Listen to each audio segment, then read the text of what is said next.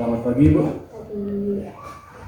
Baik Ibu, terima kasih Ibu sudah meluangkan waktunya dalam rangka tugas dari pendidikan guru penggerak saya yang saya harus melakukan coaching supervisi akademik. Nah, maka ada beberapa tahapan nanti yang akan saya minta tolong kepada Ibu Wina terkait tugas yang harus saya selesaikan dalam pendidikan guru penggerak. Pertama, yang sekarang saya akan mencoba mewawancarai Ibu terkait kegiatan pra-supervisi. Jadi saya ingin tahu gitu awal tujuan dan apa yang ingin Ibu capai dalam melakukan supervisi nanti. Dan yang kedua, nanti kita akan ada kegiatan saya akan memantau atau mengobservasi Ibu ketika pembelajaran di kelas. Dan yang terakhir yaitu saya akan kembali mewawancarai Ibu dalam kegiatan pasca supervisi. Mohon izin mengajukan beberapa pertanyaan ya Bu. Iya. Nah, yang pertama Bu, tadi kan terkait sudah saya singgung bahwa terkait dengan supervisi yang akan kita lakukan, sebetulnya dari tujuannya melakukan supervisi ini apa yang ingin Ibu capai? Oke. Menurut saya supervisi ini sangat bagus ya Pak ya, dan perlu untuk dilakukan apalagi kita sebagai guru atau tenaga pengajar.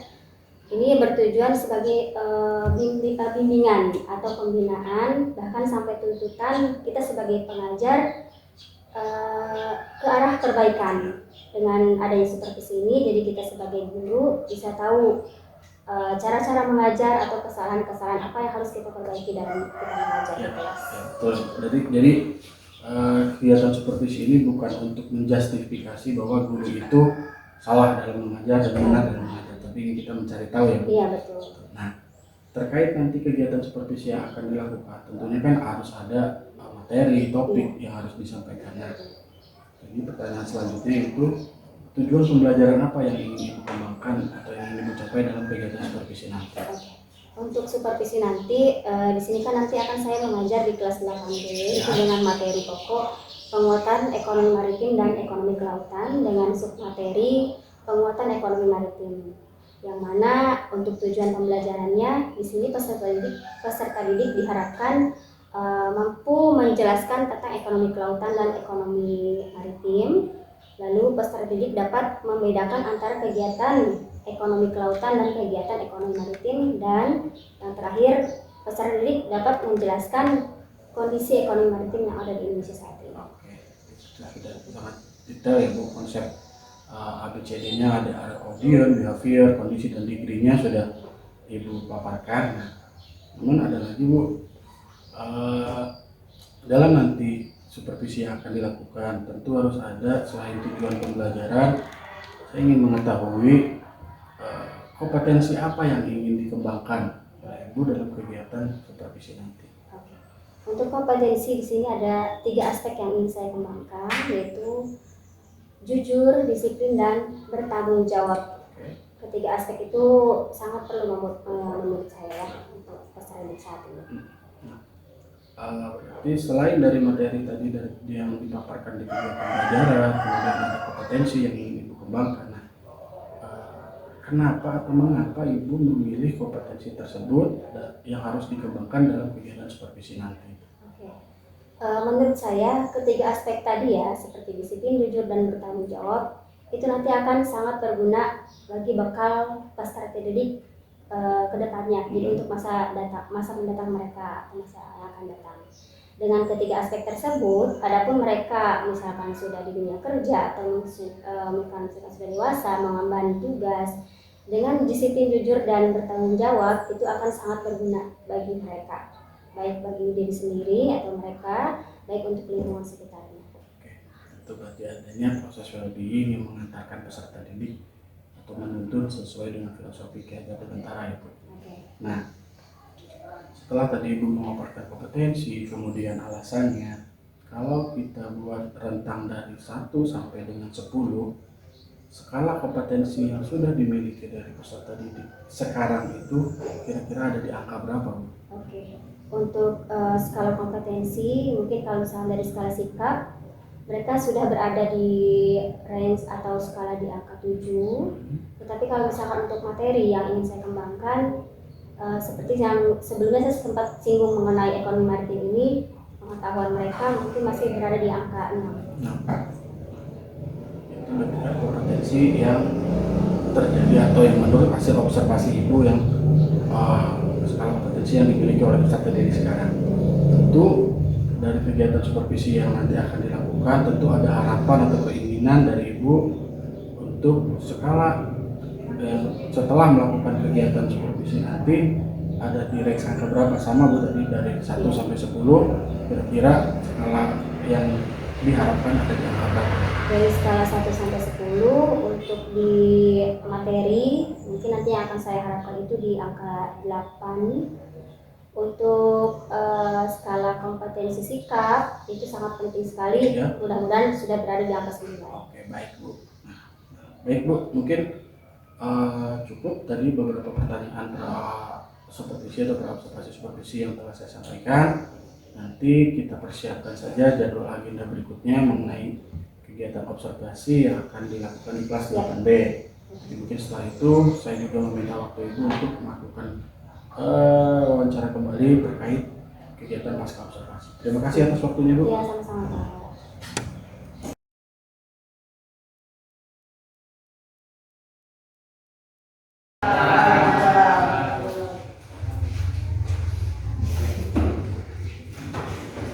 Silakan Ketua Dahulu.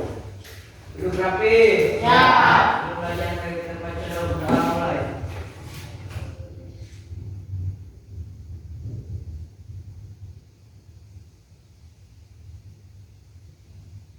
Doa selesai, ya pasal kepada dulu.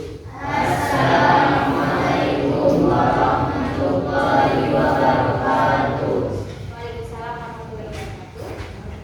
Apa kabar hari ini? Baik. Sehat semua ya? Sehat. Sudah siap untuk pembelajaran hari ini? Siap. Siap ya. Ibu akan absen dulu. Hari ini tanggal 23. Ada yang sakit izin apa? Haji apa? Haji sama Sukira ya.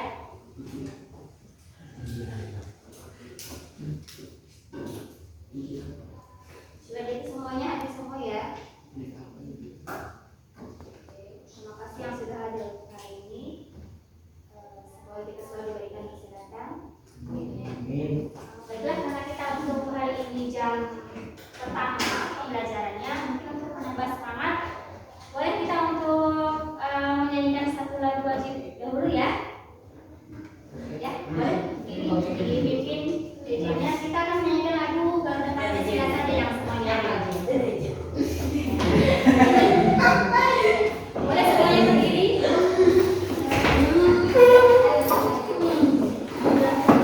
Semuanya. Hari ini koordinasinya dalam semangat ya.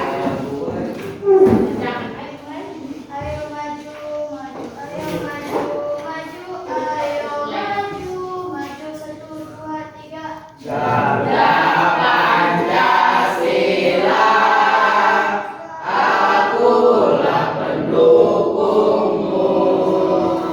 Ayo proklamasi, sedia berkorban untukmu. Pancasila dasar negara, rakyat adil makmur sentosa. Mari bangsaku, ayo maju, maju, ayo maju, maju, ayo maju, maju. Terima kasih, silakan duduk kembali. Kasih Bu. Baiklah, untuk hari ini sudah dipegang bukunya masing-masing ya. Silakan dibuka halaman.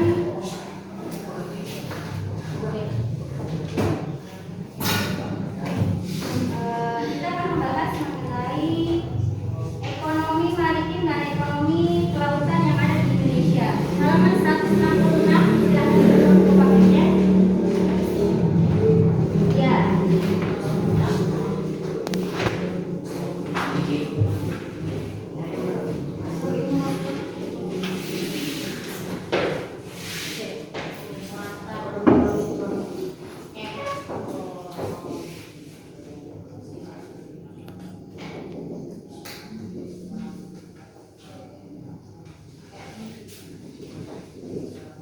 Oke,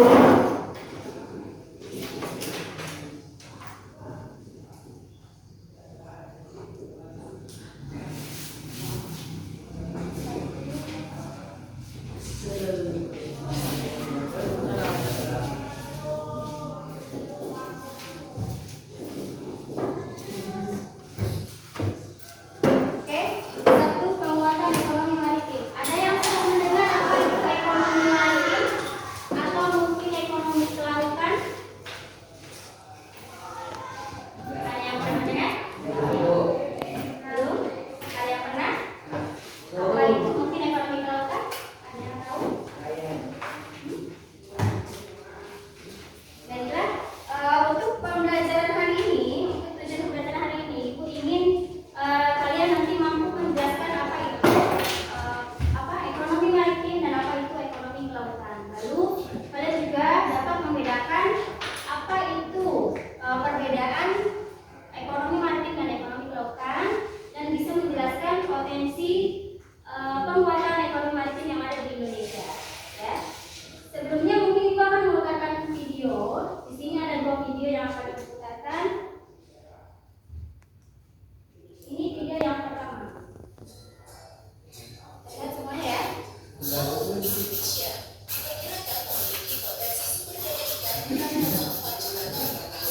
Perhatikan dulu ya.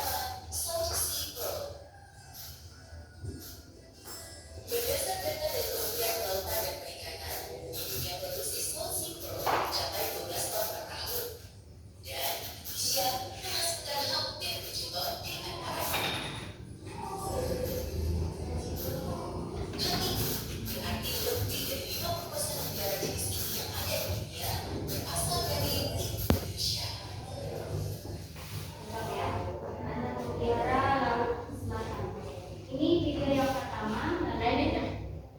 Ini adalah video yang kedua.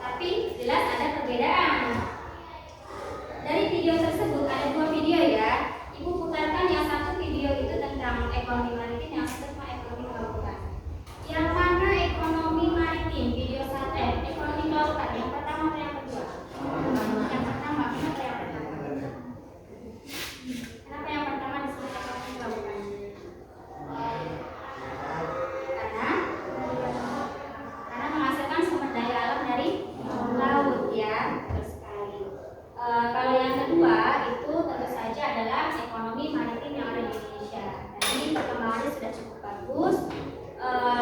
Tadi apa yang kita dengar, yang kita lihat adalah kapal pesanan dari negara atau pesanan untuk negara Filipina, ya.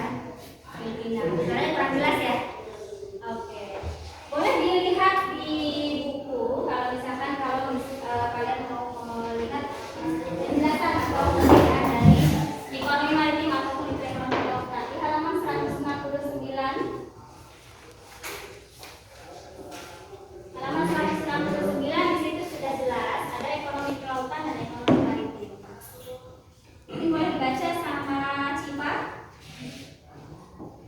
Ekonomi kelautan.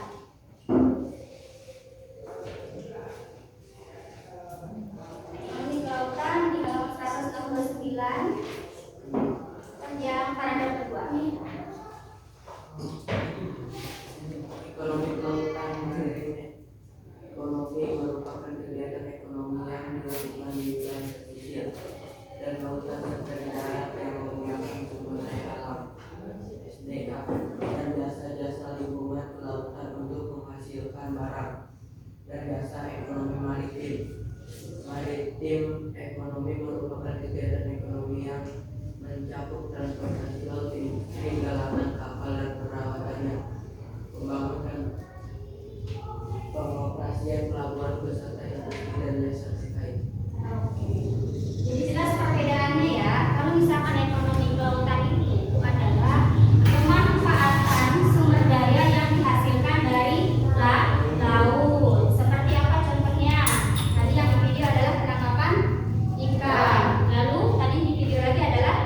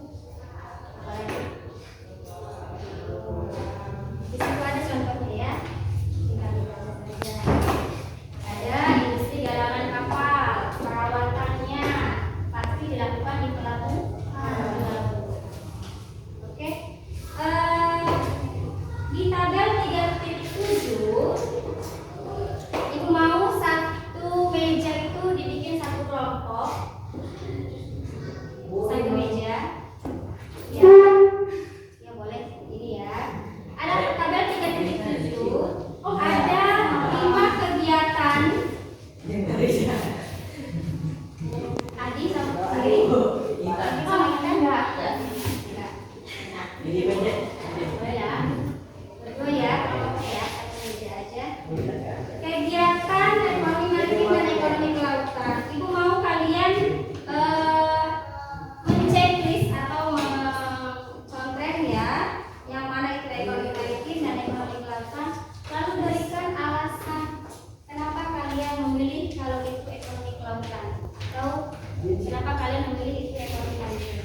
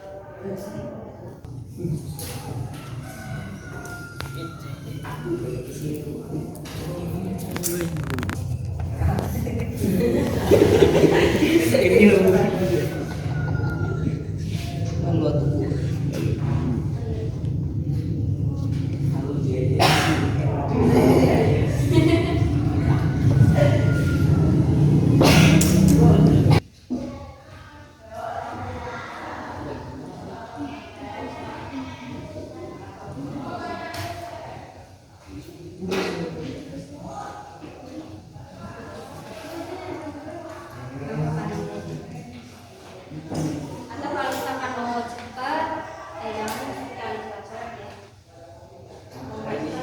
Iya, jadi pakai pensil. Kalau mau cepat. Ada bawa pensil tidak? Boleh pakai pensil aja deh. Yang di buku pakai. Kalau misalkan kalian tulis atau biar aman. Tapi pakai pensil ya. Kenapa kalian memilih itu adalah ekonomi?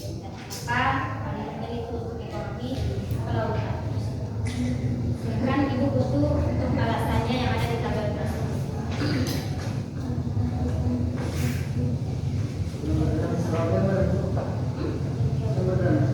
Apanya? Untuk alasannya. Alasannya apa? Alasannya pasti berbeda ya.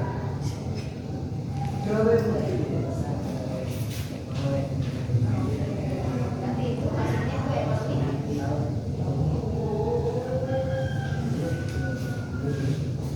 Silakan kerjasama dengan temannya. Teman satu bangku.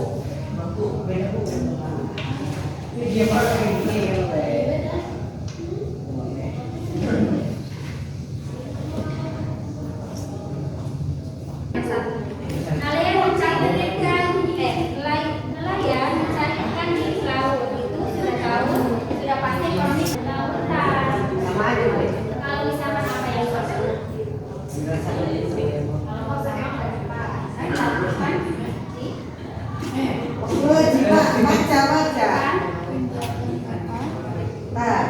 sama berapa? Kan? Servis kapal.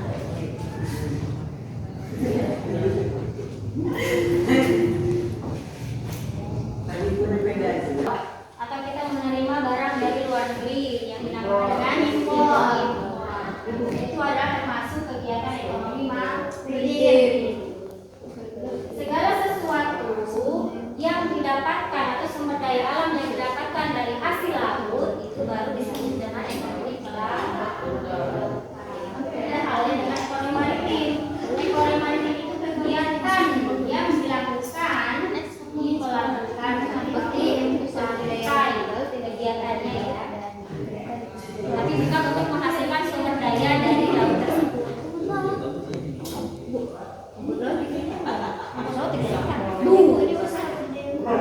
Bisa budaya rumput laut. Rumput laut didapat dari mana? dari sosok Bu. Ini Bu. Jual ya Bu. Sama aja.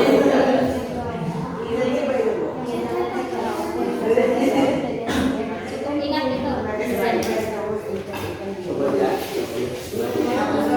Setelah kalian menceklis hasil pengamatan kalian di tabel 3.7, Ibu mau ngadain ice breaking dulu supaya kalian tidak bosan dan tidak ngantuk dan tidak jenuh. Oke, kita isi dulu ya. Perhatikan ke depan.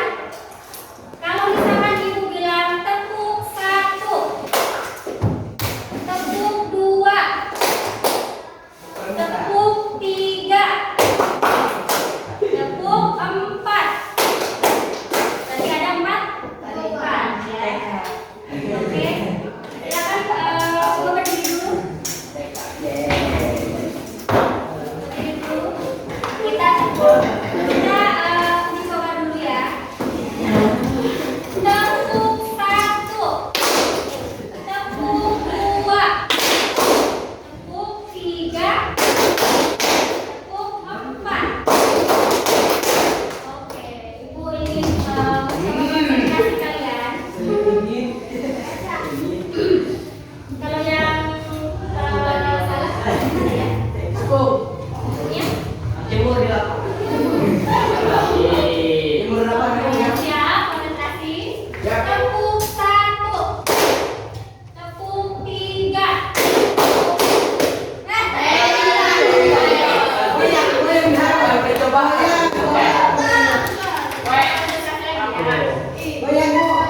Tepuk 3, tepuk 2, tepuk 3, tepuk 4, tepuk 1. Oke,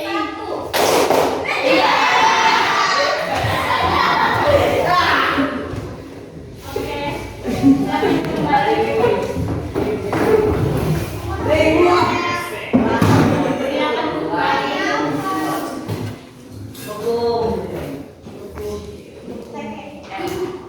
Soalnya marah kerjaan aku kan kembali lagi ke TK. Ayo kita bukan lain. Oke, kita akan bahas mengenai tabel 3.7. Yang pertama, ini adalah contoh ya. Nelayan mencari ikan di laut. Itu adalah sudah pasti ekonomi lautan. Kenapa? Nelayan Di laut. Oke. Terus ya. Nomor 2, usaha pengawetan ikan di pantai. Ada yang tadi kira-kira kalau menarik apa ekonomi kelautan? Ekonomi kelautan. Kenapa ya? Usaha pengawetan ikan di pantai. Kalau ikan diawetan berarti ikan apa? Asin. Ikan asin. Ada tadi menyebutkan itu adalah ekonomi kelautan. Ada yang tahu alasannya?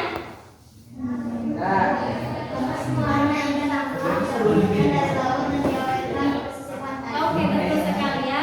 Karena ikan adalah sumber daya yang didapatkan dari laut dan dilakukan pengawetannya atau penjemurannya di pesisir pantai. Betul sekali alasan dan kehidupan ekonomi kelautannya. Nomor 3, usaha budidaya rumput laut. Ekonomi kelautan atau ekonomi lautan? Intan Permatasari kira-kira apa alasannya ya? Lautan. Alasannya apa?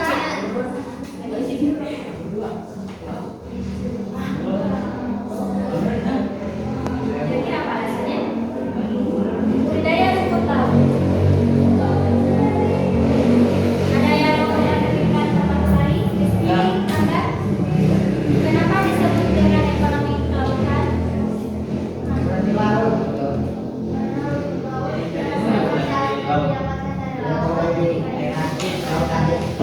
Hampir sama dengan pengawetan ikan ya, karena rumput laut adalah sumber daya yang dihasilkan dari laut dan dikeringkan atau dijemur di pesisir pantai. Nomor 4, jasa penyeberangan pulau, termasuk ekonomi kelautan.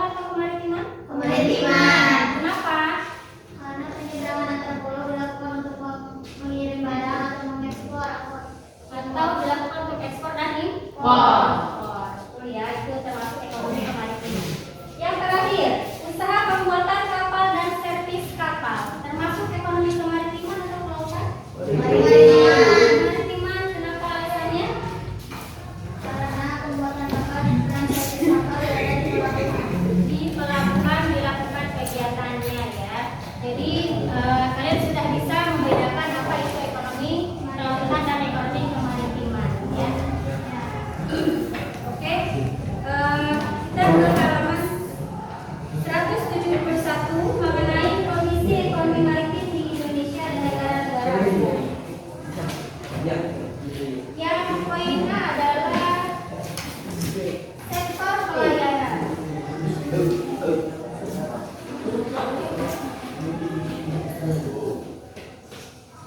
Kondisi ekonomi maritim di Indonesia dan negara-negara ASEAN. Yang pertama untuk di Indonesia ya.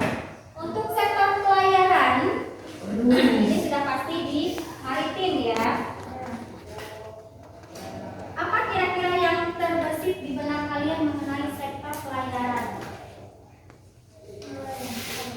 Ya, transportasi kapal sekalian. Untuk pelayaran ini, pekerjaan mengangkut barang dari pulau satu ke pulau lainnya, misalkan, atau dari negara satu ke negara lainnya untuk sektor pelayaran. Namun, kira-kira kondisi untuk di Indonesia ini sektor pelayaran seperti apa sih yang kalian ketahui?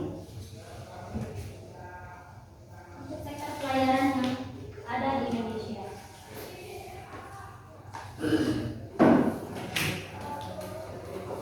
Ada yang tahu?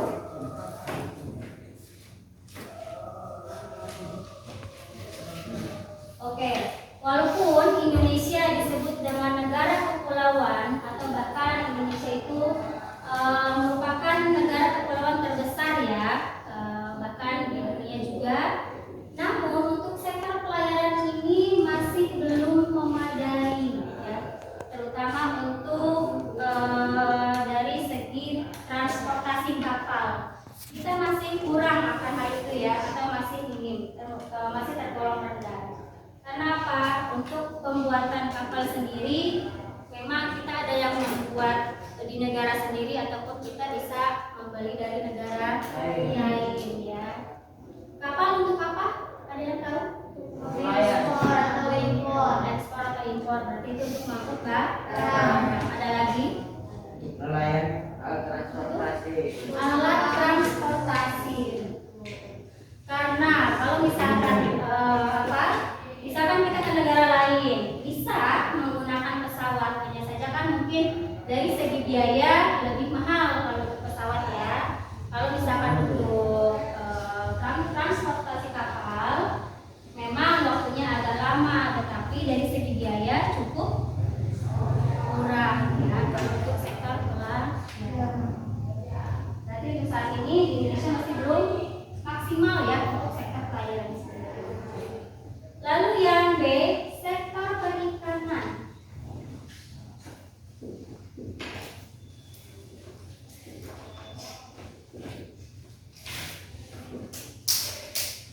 Kalau untuk perikanan ini seperti apa kira-kira di Indonesia?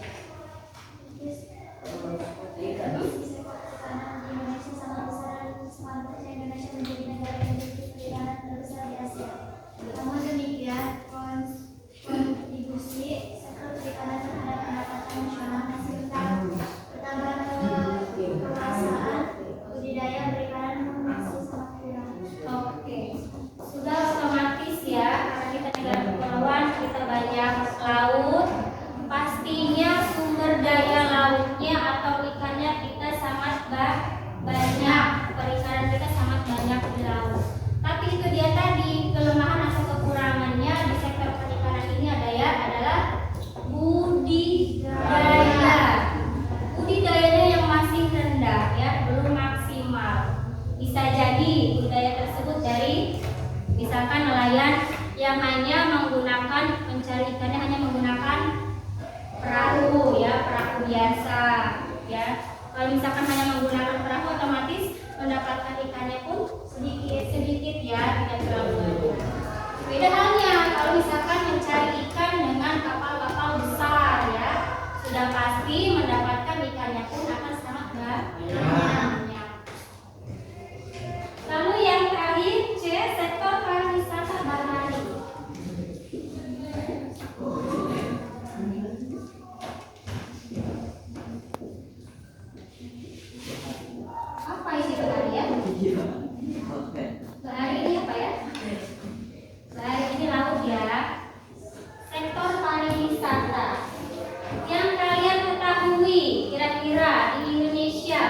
pariwisata bahari ini di mana sih yang paling terkenal? Di Indonesia. Ya, di Indonesia. Bali. Di Bali. Di mana lagi? Sulawesi. Apa itu di Sulawesi? Di mana? Sulawesi Utara. Sulawesi Utara itu pantai apa? Lampung. Raja Ampat.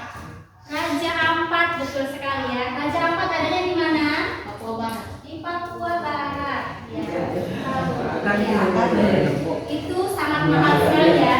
Biaya ke sana di Raja Ampat. Ada juga namanya Bunaken. Itu wisata baharinya atau wisata lautnya sangat bagus ya. Sehingga sektor pariwisata bahari ini sangat menarik, menjadi kelebihan daya tarik sendiri untuk pariwisata di Indonesia. Hanya saja banyak memang untuk kelemahan-kelemahannya, mungkin dari segi perawatan pantainya ya. Tapi kalau misalkan untuk promosi sendiri kita sudah banyak ya. Ada yang tahu kira-kira untuk pariwisata promosinya melalui apa saja? Melalui media internet ya. Sekarang sangat mudah untuk mempromosikan wisata-wisata yang ada di Indonesia. Kalau di sekitaran kita kira-kira apa ya wisata bahari? Di sekitaran kita aja, pantai Borobudur, Bagedur. Oke, ada lagi selain Borobudur? Kelapa Warna. Ada lagi? Warna ya. Itu apa? Sawarna, udah sangat terkenal ya untuk Sawarna. Oke, Bagedur juga sudah, karena sudah banyak vlogger-vlogger yang memvideokan kecantikan pantai Sawarna dan pulau-pulau pantai-pantai yang ada di sekitar kita.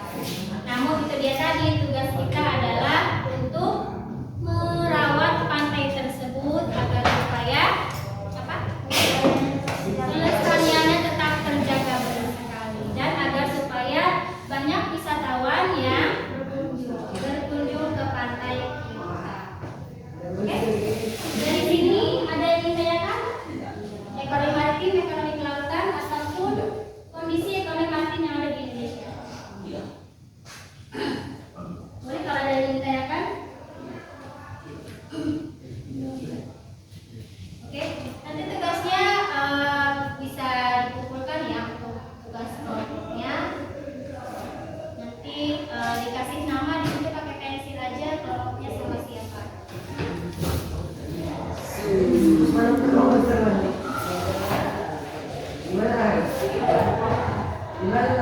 Di bawah aja, di bawah. Apa yang penting sudah teknis ya?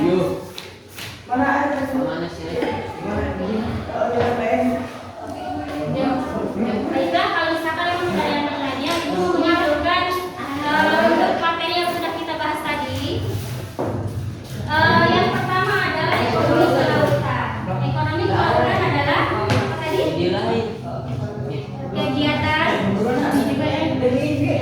Kegiatan ekonomi yang dilakukan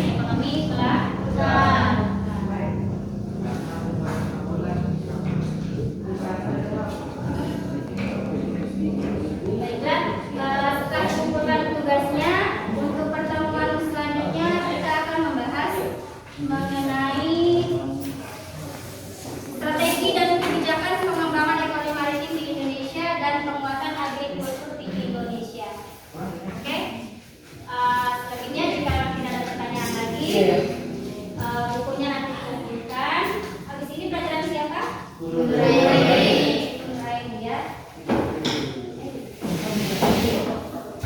Ada bu, Ada Guru ya.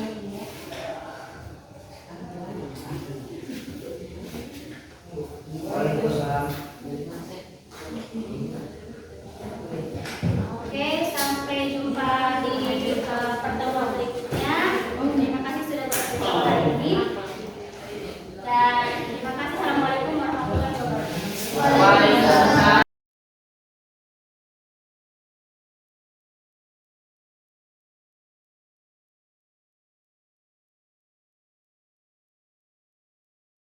Ibu Salam. kembali. Mohon maaf Ibu sebelumnya, seharusnya seperti yang telah kita jadwalkan sebelumnya. Ini kan kita Senin kemarin kita sudah melakukan observasi, kemudian hari Kamis kita sudah melakukan rangkaian kegiatan supervisi. Seharusnya kegiatan paskanya di hari Kamis itu, namun karena terkait ada beberapa hal yang harus saya kerjakan, jadi kita kegiatan paskanya diundur ke hari Senin sekarang. Mohon maaf mengganggu waktunya ya Bu. Ya, tidak apa-apa. Nah, seperti biasa Bu, sama halnya dengan wawancara ketika pra-observasi, saya akan mengajukan beberapa pertanyaan terkait kegiatan proses pembelajaran yang telah Ibu lakukan. Berkenan Ibu? Iya. Yang pertama Ibu, bagaimana terkait proses pembelajaran yang telah Ibu lakukan kemarin? Untuk proses belajar yang sudah kita lakukan kemarin, itu peserta didik sangat antusias ya dalam belajar. Mulai terlihat potensi-potensi mereka, apalagi kita dengan didukung dengan adanya sarana prasarana. Seperti kemarin saya memberikan video ya sebagai pancingan kepada mereka untuk bisa membedakan mana itu ekonomi kelautan dan ekonomi maritim. Dengan video tersebut mereka ternyata seperti ini video ekonomi kelautan, ini ekonomi kemaritiman. Dengan video itu jadi bisa terbantu. Ada ini Bu ya, sebenarnya jadi membuat siswa aktif dengan bantuan adanya media itu Bu ya. Iya, betul. Tentu dalam proses pembelajaran kemarin, meskipun tadi Ibu telah katakan adanya siswa antusias, pasti ada yang namanya suatu kelebihan dan kekurangan ya Bu. Nah, maka menurut Ibu setelah melakukan proses pembelajaran pada kegiatan supervisi di hari Kamis itu, apa kelebihan dan kekurangan yang Ibu rasakan dan di mana letak kelebihan dan kekurangannya? Dari proses pembelajaran yang kemarin sudah kita lakukan, dari kelebihannya dulu ya, yang saya lihat kemarin untuk kelebihannya, saya melihat ada ya semangat yang tadi ditunjukkan sama peserta didik tadi ya, dengan mereka dibagi kelompok lalu diberikan tugas, mereka sangat antusias untuk mengerjakan hal itu. Namun ada memang beberapa kekurangan yang ditunjukkan oleh beberapa peserta didik. Dalam kelompok tersebut kan ada beberapa orang ya, tetapi yang menonjol yang itu saja gitu orangnya. Yang lainnya lagi pasif gitu ya Pak, dan menyerahkan tugas tersebut kepada yang aktif tersebut. Itu kekurangan. Baik, Bu. Kemarin kan sudah kita bahas Bu ya mengenai skala yang diharapkan oleh Ibu pada saat kegiatan setelah melakukan kegiatan supervisi. Nah, apakah skala yang Ibu harapkan kemarin telah disebutkan pada saat wawancara pra-observasi itu sudah sesuai Bu? Oke, hampir sesuai ya Pak ya. Kemarin kalau misalkan di skala yang diharapkan dari segi materi yang tadinya 6, dari skala 6 saya harapkannya di angka 8. Untuk kemarin kita melihat video yang saya lihat itu skalanya di angka 7,5 sampai dengan 8, jadi mendekati 8 ya. Tapi kalau misalkan untuk skala sifatnya yang saya harapkan kemarin dari 7 bisa ke 9, dan itu lagi-lagi hampir mendekati. Saya lihat sih di skala 8 sampai 8,5 untuk skala sifatnya. Nah, mungkin ini ada sedikit refleksi dari saya ya Bu ya, terkait kemarin setelah saya mengamati proses pembelajaran yang Ibu lakukan. Ada beberapa poin yang mungkin kita saling berbagi ya Bu. Yang pertama itu ada peristiwa yang bagi saya menarik itu tadi ketika Ibu melaksanakan observasi tadi, dengan adanya Ibu memberikan suatu video kepada anak-anak. Jadi si anak itu lebih rasa keingintahuannya itu lebih muncul, lebih tertarik karena mereka bisa mengetahui secara langsung tadi yang Ibu katakan bahwa mengenai ekonomi yang ada di kelautan dan ekonomi yang di maritim. Kemudian selanjutnya ketika saya mencoba memposisikan saya menjadi murid dalam kegiatan observasi kemarin, tadi ada perasaan ternyata ada perasaan senang dan rasa tertarik untuk mengikuti proses pembelajaran gitu. Ketika Ibu menggunakan metode pembelajaran yang membuat siswa aktif, diskusi, kemudian adanya video itu jadi membantu si anak merasa keingintahuannya lebih. Selanjutnya ada mungkin pembelajaran yang tadi ya, yang mungkin ada pembelajaran yang ingin diterapkan oleh saya, dan itu berarti ke depan juga saya bisa mengadaptasi tetap baik yang Ibu lakukan dalam pembelajaran tadi, bahwa dengan adanya media interaktif dengan kegiatan diskusi itu bisa mampu membuat siswa lebih aktif kembali atau lebih ingin mengetahui rasa keingintahuan. Itu refleksi yang saya rasakan ketika saya mengobservasi itu. Dan selanjutnya Ibu, tadi kan Ibu sudah menjelaskan bahwa skala yang Ibu harapkan di kegiatan terobservasi tercapai, namun memang tidak maksimal lah ya, ada beberapa yang tidak maksimal. Nah, dari ada yang maksimal atau bagaimana Ibu bisa mengetahui bahwa ya skala yang Ibu harapkan tadi itu tidak maksimal, atau tadi ada yang di angka berapa? Untuk yang sikap itu di angka 8, kemudian yang di materinya di 7,5 ya. Sedangkan targetnya itu kan di sikap itu kemarin pada saat wawancara observasi di 9, kemudian di yang materinya itu di angka 8. Nah, bagaimana Ibu mengetahui indikator ketercapaian kompetensi yang ingin dikembangkan Ibu itu? Mengenai untuk indikator pencapaian kompetensi yang ingin dikembangkan di observasi kemarin, yang saya lihat dari segi sikap, kan kemarin ada 3 aspek ya yang bisa dikembangkan, itu dari disiplin, jujur, dan tanggung jawab. Kalau misalkan dilihat dari jujur, ya mereka mengerjakannya sesuai dengan kelompoknya mereka masing-masing ya Pak ya, tidak bertanya ke kelompok lain atau mencontoh kelompok lain, tapi mereka mencari tahu dari kelompok-kelompok yang ada di mereka, seperti itu dari kejujuran mereka. Dan tanggung jawabnya, mereka mengerjakan semuanya Pak, semua kelompok semua mengerjakan tugas yang saya kasih. Lalu untuk disiplinnya, mereka tertib di kelas, tidak ada yang warawiri keluar seperti itu. Indikator yang sikap ya. Nah, kalau indikator dari materinya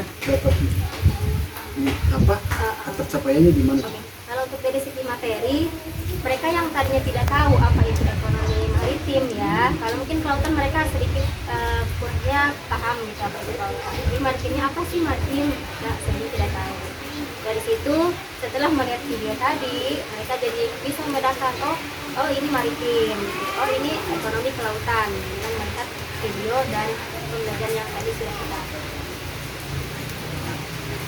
Tadi kan seperti yang kita sebelumnya itu dari sebuah operasi pembelajaran itu kan ada suatu kelebihan dan kekurangan ya Bu. Yang tadi dikatakan oleh Ibu mengenai kekurangan, dari kekurangan itu apa yang sebetulnya ingin Ibu kembangkan?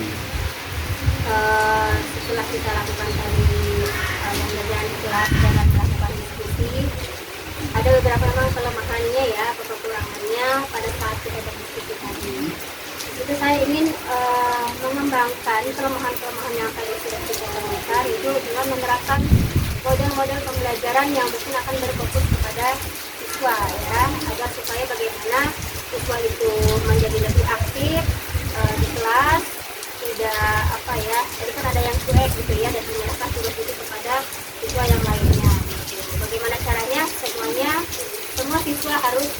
bekerja sama gitu ya, tidak ada yang strict atau mungkin yang bekerja sendiri. Mungkin akan mencari model-model pembelajaran yang akan berbasis kepada siswa tadi. Nah, tentu dalam melaksanakan atau untuk menggali potensi ibu untuk mencari tahu atau melaksanakan proses pembelajaran yang berpusat pada murid atau berorientasi pada murid, perlu adanya seorang yang bisa membantu atau membantu ya Bu. Nah, dalam hal ini siapa yang dapat membantu ibu untuk bisa mengembangkan apa yang ibu inginkan tadi? Mungkin nanti untuk apa yang bisa membantu di sini saya akan meminta bantuan mungkin pada kepala sekolah,